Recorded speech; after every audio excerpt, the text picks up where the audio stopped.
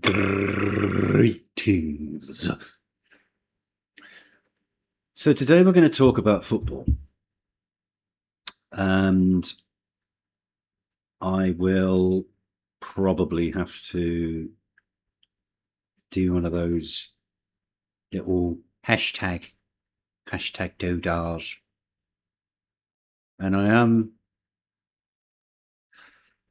using some images here. So I don't know if YouTube will have a problem with that, because in the West we do have something called image rights. So let's just do it. As always, I don't have a script, but for this video, I do want to have some bullet points, because as I have shown in the past, I can't be relied on to stick to the bloody topic and to stay on track.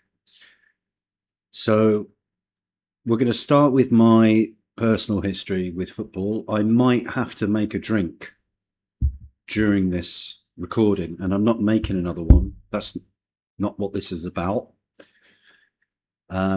It's not about me becoming a professional YouTuber.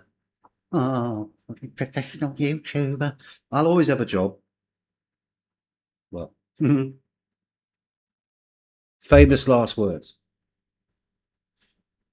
What I mean is, I have no intention of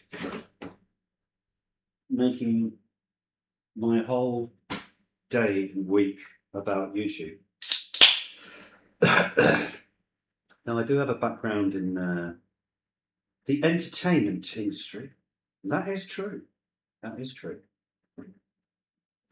Well, this is just, it is what it is. It is what it is. I'm just having a little bit of fun with it.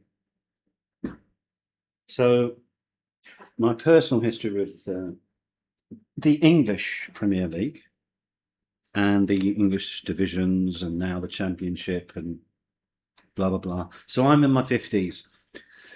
I can remember a time before Sky Sports, and a lot of people can remember that period of time. And I'm going to say, I just think it was better. And I'll go into the reasons why it was better for. So it was better in terms of a human experience, right? So this is going to drive the marketing people absolutely nuts. But I know that Bill Hicks would agree with me, because marketing is a false economy, in the sense that it's just waffle, and it doesn't produce anything of value. It can redirect funds, because a good marketing campaign can get that corporation. Folks, this is all about the corporations again. Yes. When they take a sport and they make it corporatized, arguably, I would say it makes it worse, because the purpose of that sport, like athletics, there's a famous video of Steve Ovett crying because he realized that the corporates were going to fuck his sport up. They're going to ruin it, going to monetize it, make it worse. These guys like Steve Ovett, they got some sponsorship, but they basically did it for the love of the sport. They dreamt about being an athlete, a footballer, and the reward was a medal or a cup. Yes, I mean, sure, they received a salary. And I guess, look, the sponsorship was pretty minimal in those days. I mean, I could talk about F1, but I don't think I'll do that today. I might do that another day. So we're not even 5 minutes in, and I've already dragged it out. This is the problem with me. Probably going to have to split this video, because I can see myself waffling on for another 15, 20 minutes. So my own interest with English football, I think it hit me when I was about 12. I had the football shirt of my father's team, but I mean, it didn't mean a great deal to me. I mean, I had been to one or two football matches at that point, but it was just a day out with Dad and a load of people screaming, shouting and swearing, and that was my experience. I think I was about 5 or something. I went to the first game.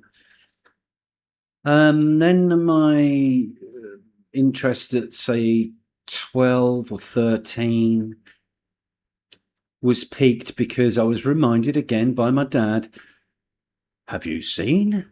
Have you heard? Our football team is getting some success, receiving some success. And, when I look at it, we had all we had to rely on for media back in the 80s. Yeah, and somewhat the 90s, but the 80s absolutely was newspapers and the news on the telly. And that was it. What's your worldview? Your worldview was what's in the newspapers and what's on the telly. Question: has it really changed that much?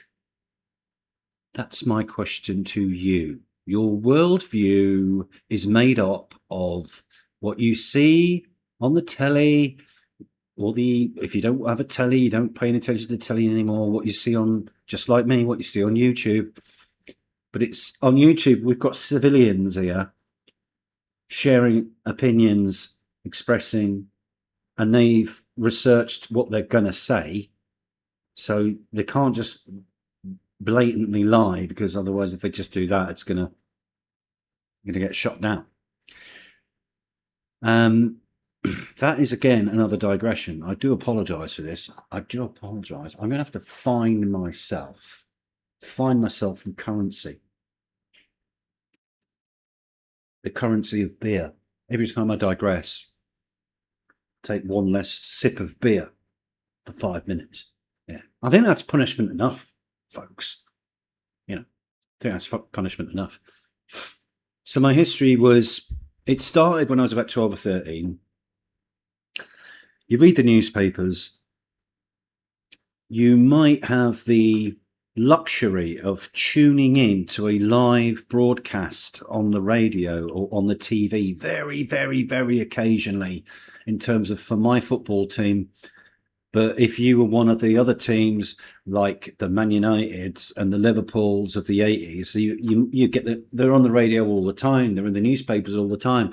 They're all over the back pages, because that's the teams that are promoted at a massive, massive level, other than the national team. And I'm not somebody that's attended hundreds of games like my fellow supporters. They've attended thousands of bloody games, because they still live in the area where that football team works.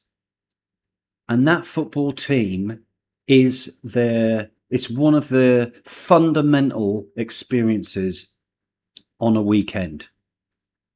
And the whole build up to that match that kicks off at 3:00 starts at about 10:00, when they meet up with their friends, just like they've done since they were teenagers. These are guys in their 20s, 30s, 40s, 50s, women too, because this is the pinnacle of the weekend for the people in those cities and towns. And then Sky came along. Now, bearing in mind that before Sky, the cost of going to the football match and the amount of people in there watching the football match, and everyone was standing up to watch the football match. They weren't sitting down like compliant little fucking drones. They were standing up. And guess what? That was completely fine for about, let me just fucking work this shit out, about 100 fucking years.